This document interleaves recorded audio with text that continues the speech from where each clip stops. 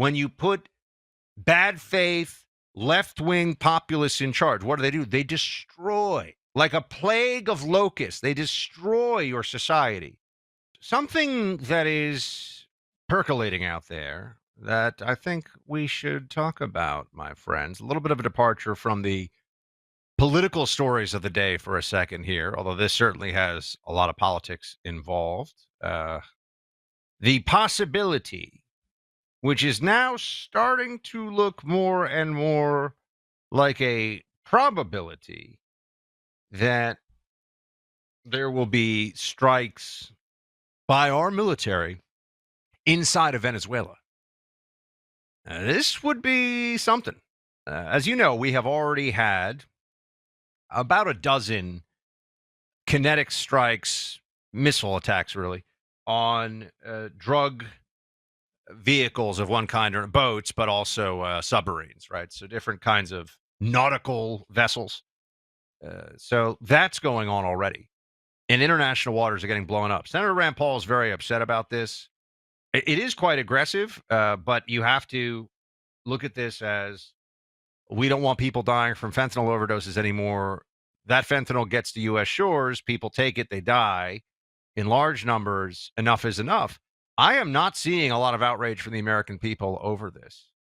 And we have set a precedent in the past where executive action for counterterrorism has resulted in strikes, including in countries, sovereign nations with whom we are not at war, Pakistan being the most, but also Yemen and Somalia. So we have been striking enemies in countries without a declaration of war for a long time. And those are essentially terrorists involved in ongoing plotting. And that's enough to take them out. So in this case, you look at the transportation of massive amounts of a very lethal drug. I understand that people can take it for a while and not die, but they can take it one time and die. And a lot of people are going to be addicted to it and take it until they die. And it's horrendous, and it's a scourge, and it's destroying families and communities, and it's awful. And so I have not seen very much in the way of pushback by the American people. I've seen Senator Rand Paul and a handful of others. Well, the Trump haters don't like it in Congress because they don't like anything Trump does. Like we say, Trump could cure cancer, and all of a sudden Democrats would be pro-cancer.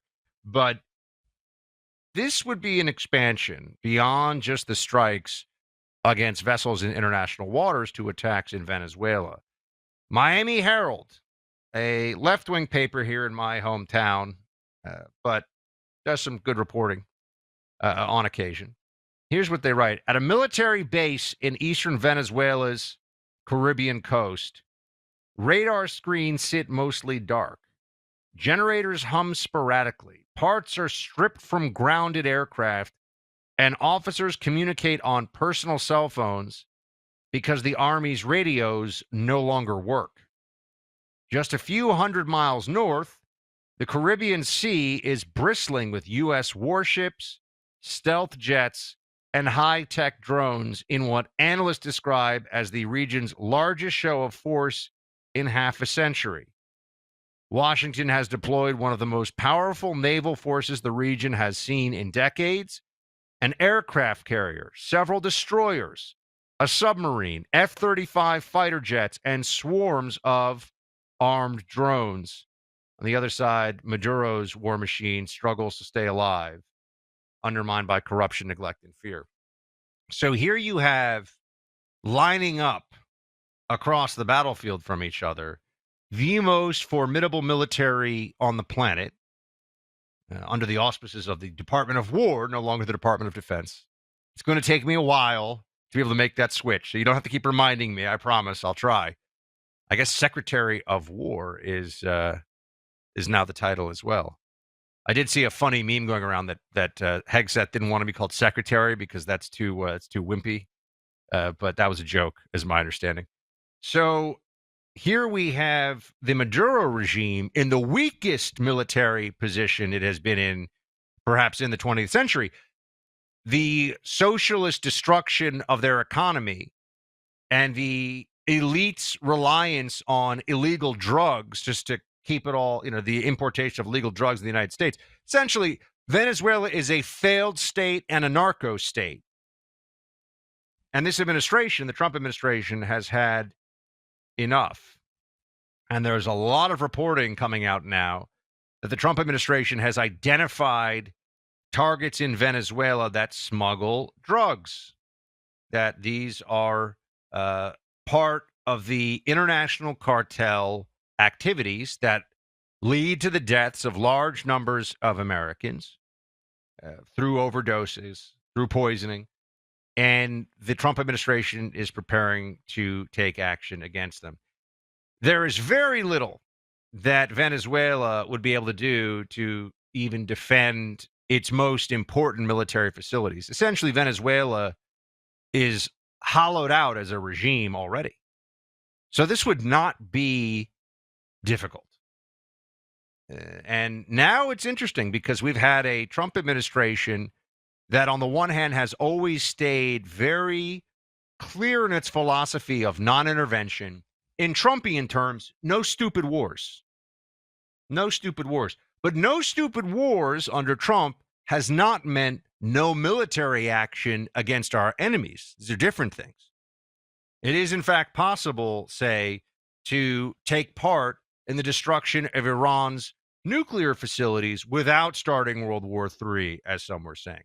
It is, in fact, possible to take out a terrorist mastermind in Qasem Soleimani, among many others, to take him out with a strike by the Trump administration in Baghdad and Iraq, and not have Iran erupt into some broader Middle Eastern conflict.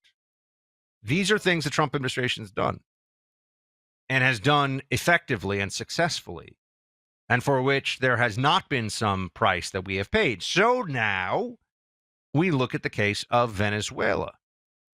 It is one thing to go after these Venezuelan military facilities. Remember, the military and the regime are part of the drug trafficking. This is now a state enterprise for Venezuela. And it is such a reminder for the American people right now of what socialism really does, what social justice, economics, and politics results in, what the obsession with class envy, when you put bad faith, left-wing populists in charge, what do? They destroy, like a plague of locusts, they destroy your society. Venezuela has crazy inflation. It has empty store shelves. It has horrific crime. There's essentially no meaningful law enforcement. It plays a mess. This was the third wealthiest country in the Western Hemisphere after the U.S. and Canada into the 90s. This is a country that Venezuela has larger proven oil reserves than Saudi Arabia. I know that sounds impossible, but you can just grok it. I'm going to start saying grok it instead of Google it. I got to make that switch. No more Google. Grok it. They have the largest proven oil reserves, or larger than Saudi Arabia. So this should be, for all intents and purposes, this should be a wealthy, prosperous country, and it has been that in the past, relatively speaking.